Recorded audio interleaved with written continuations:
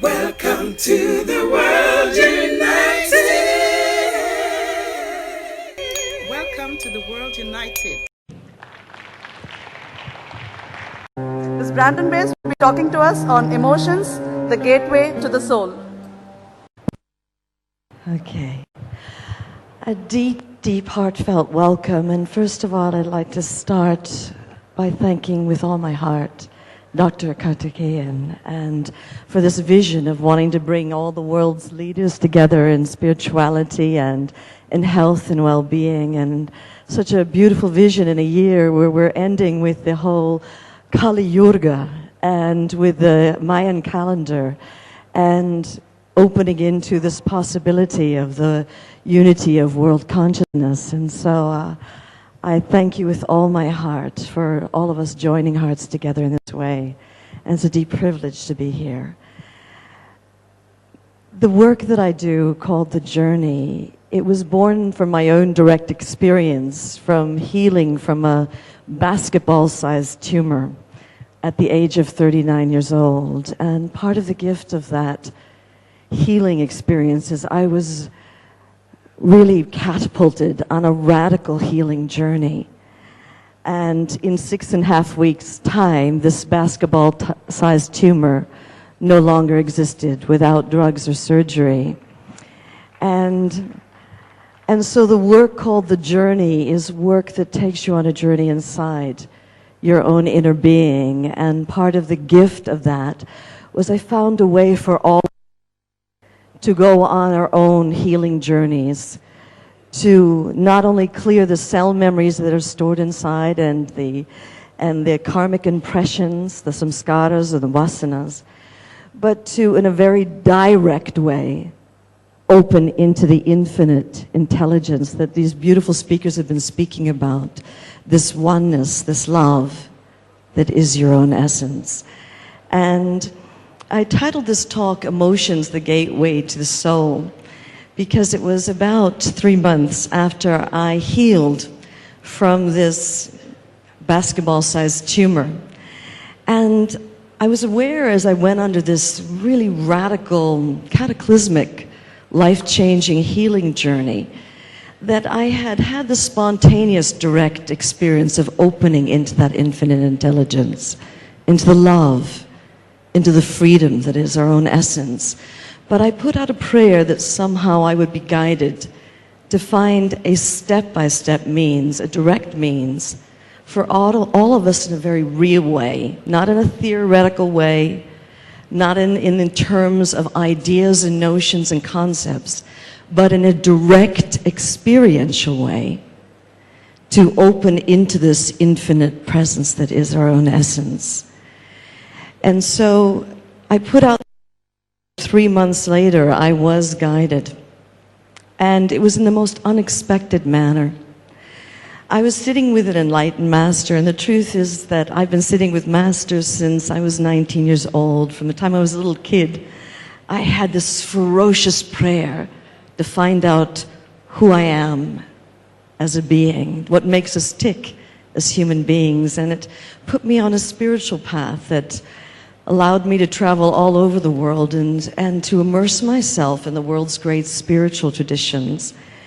And so part of the gift of my own journey was I did find myself at the feet of many of the great masters and soaking in that grace. So it was 3 months after I healed from this basketball-sized tumor. And I was sitting with another master, and we had just sat for meditation. And after meditation, there was satsang, and one woman raised her hand. And she said, you know, I don't know how I'm supposed to feel all this peace that all of you seem to be feeling when I'm feeling tormented. I'm feeling anguish. And the master, she said a radical thing. She said, just don't move. In the core of emotion is the peace that you are seeking. Now, I'd been in the field of mind-body healing my whole adult life, and having been trained and certified and gotten accreditation in so many areas of mind-body healing. And the truth of the matter is, if you go to a medical doctor and you tell a medical doctor that you have anguish and torment, they're going to give you drugs for it. You know, you go to a psychoanalyst, they're going to want to psychoanalyze you to death. You go to a hypnotist, they want to find out what past life created this anguish. You go to an NLP therapist, they want to find out how they can reframe you out of that. If you go to a body worker, they want to find out what's going on in your body chemistry that is causing this anguish. But this master didn't say that she wanted to fix this bad emotion. She said, if you open and go into the core of your worst emotion, there you'll find the peace that you are seeking. Now, I'm sitting there as a therapist in the audience, and I'm thinking, well, she is a master speaking, and still too much outside of me has said the opposite, that we try to fix or clear or change those negative emotions. And so I decided it wasn't true, unless it was true for me in my own direct experience. And so I went home after having been in satsang, and I said to my husband, I'm going to take 5 days and I'm going to go into silence. And I'm going to pick the emotion that I'm most strongly hooked by, the one that's really, no matter how much work I've done on it, has really got me, and it isn't healing. And I'm going to find out if what this master says is true. And so my husband was going on a business trip, and you know, this is way back in 1992 that this happened, so 20 years ago, and we had answer machines at that time, and I had decided, even though I was in California at the time, I'm a New Yorker, that I would turn off my answering machine and that I wouldn't receive any phone calls from anybody to receive help, to give help, to be there. And the emotion that I decided to work with was a feeling that I always felt that I could almost describe as a drive. A drive that I had to be there for people, to serve them, to lift them up, to do the right thing. Now, this is a lovely thing, to want to help and serve people, but not if you are hooked by it. Not if you are driven by it. And I knew that it had gotten to a point that it was now an unhealthy emotion. Because some 10 years before, I did this grand experiment, this divine experiment, of going into silence for the 5 days. I had been with Anthony Robbins on the road, and I'd been a presenter for him, giving all his living health seminars. And he used to give an 11-day program. And at this 11-day program, you know, I was in charge of all the logistics. I was in charge of being his personal assistant. I was also in charge of all the guest speakers, people like Dr. Deepak Chopra, Dr. John Gray. I was in charge of the ecological day and in charge of all the master trainers. So pretty much at this 11-day event, I would get to bed around 3 or 4 in the morning. I'd shower, I'd pray, I'd meditate, and then I'd go back out and get up and, you know, keep the seminar going. And when we would have a seminar, we would have between 4,000 and 6,000 people coming. Now, anybody can do that for 11 days, but I had been doing it for 11 days off, 11 days, some time off, 11 days, some time off, for 10 years. And I was at one event, and I really felt, when I woke up on the Monday morning, deeply fulfilled. I felt like I'd really made a difference to all the people there. A beautiful ecology day. The whole event had run beautifully. I'd been in charge of all the different master trainers, and the event was so liberating and so healing. And by 4 o'clock that afternoon, I got pneumonia. Now, I got pneumonia so severely that I nearly died. And I was in bed for 3 months. And every medical practitioner who came to me, they said the same thing. Brandon, you have repressed exhaustion stored in your cells.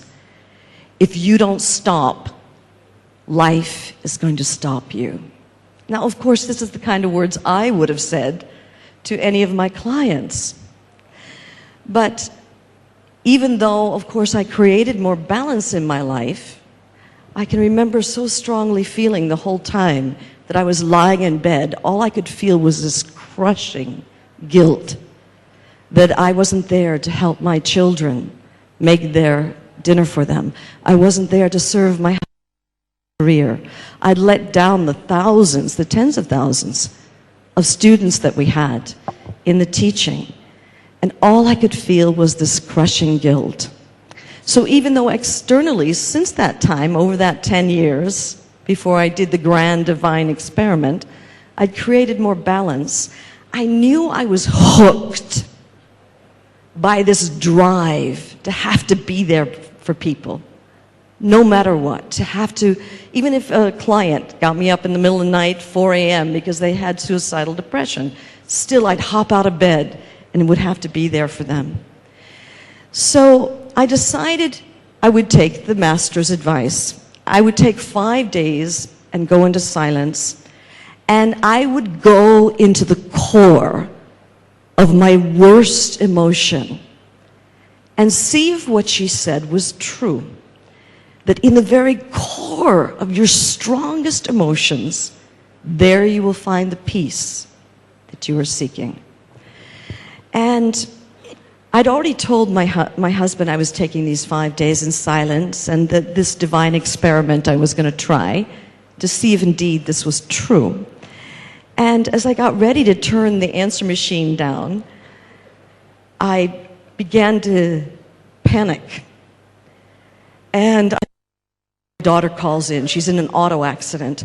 What if my husband needs me? He's on the road at a seminar. What if a client needs me?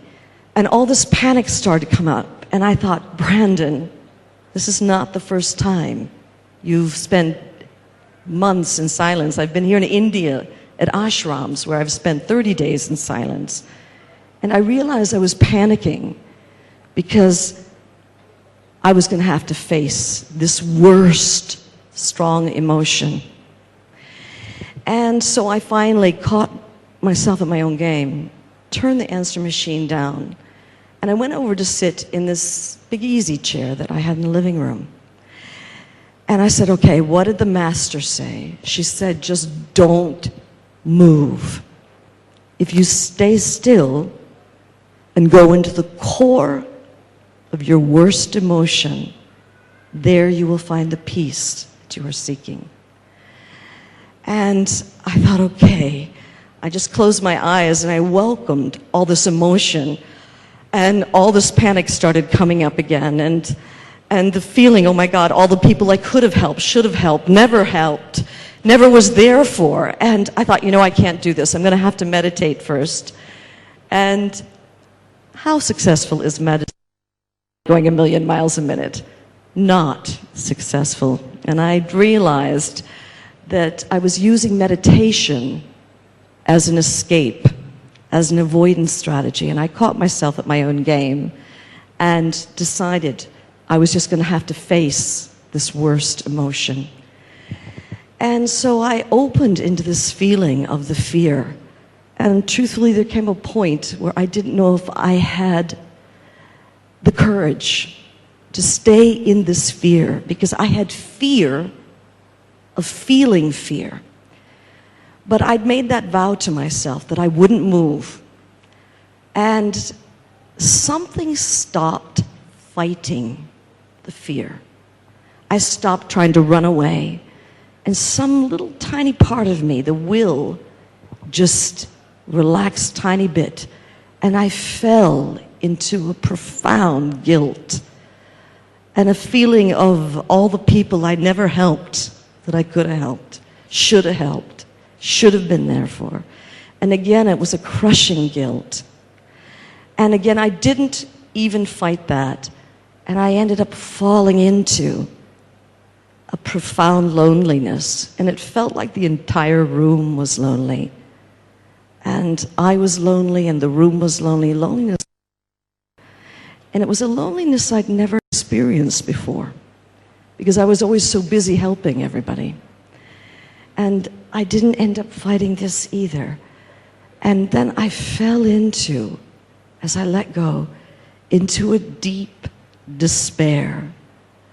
And I thought, you know, if there's no one here helping, and there's no help that's needed, and no help given, then who the hell am I? Do I even exist? And as I asked that question, I fell into this big black field of nothingness. And there was a big black hole in the middle. And I got scared. I didn't know this, but we all have fear of the unknown. I call that nothingness, that blackness, that void, the unknown zone. And so I made myself rigid and I held on for dear life.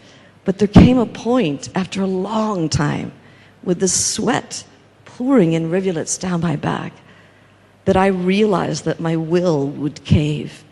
And some little tiny part of me just opened a tiny bit.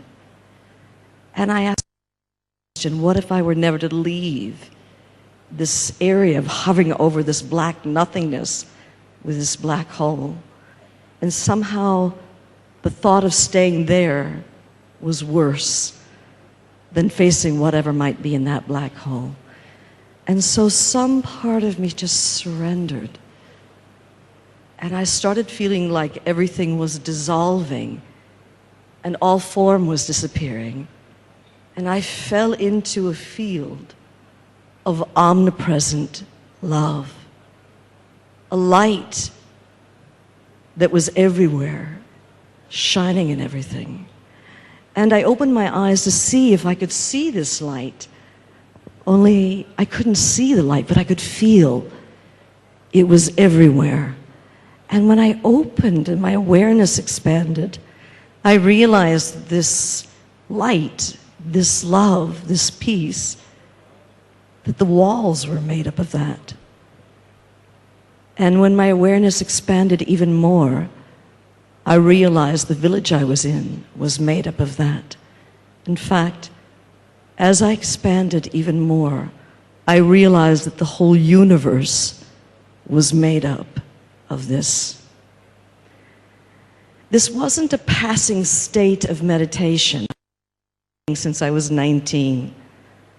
This was the direct realization that who I am and who you are is part of the fabric of the universe. That this that is your essence is omnipresent, shining in everything. And the awareness that this that I am, this that is the soul, this that is the essence of who we all are, that it's omnipresent, shining in everywhere, has not left me since that day. Even though the whole drama of life is happening, all the ups and downs that happen in life still happen. And yet it's happening in this vaster context of being. And so I feel that our emotions, this that we've been taught to transcend, to avoid, to reframe, to deny, to push under the carpets, I know directly that in fact your emotions are the gateway to your own soul. And your soul is inviting you to, in a direct way, discover this infinite that is your own essence. And so what my invitation to all of you is to befriend your emotions, to welcome them, to be willing to be open, to go right into the very core of your worst emotions and to open down through the layers until you uncover this radiant, shining diamond that is your own essence. And if I had to say in a nutshell, what is the journey? I once heard that we all came into this life as a radiant, shining diamond, completely whole, absolutely free. But unfortunately, through the course of life's pains and trials, this radiant essence that we are, it gets covered over with a series of shutdowns. And it could be something simple, like you're getting ready to go to school and you're 3 years old and your mother says, come on, come on, come on, dry your tears. And the first shutdown happens where I'm not allowed to feel these emotions. And we shut that down. And when we start shutting down our emotions, we lose access to this diamond that is our own essence. Layer upon layer upon layer of these shutdowns happen. And then when we become adults, we cover the whole mess over with a bright, shiny nail polish. And we present that to the world, and we wonder why people think it is we're so full of, you know. And then if you get to be very lucky, life gives you a wake-up call. And for a moment, you decide to get real. And you crack through that hardened veneer. And you end up opening down through the layers of the lies and the shutdowns. And you end up opening into this infinite field. And you realize it's been there all along. Only we'd identified with the layers that covered it. And so what the journey really is, it's about getting real. It's about clearing out those lies and layers and shutdowns and opening into the infinite love that is your own essence. The freedom you seek is already who you are, and you are this that you've been seeking. Thank you.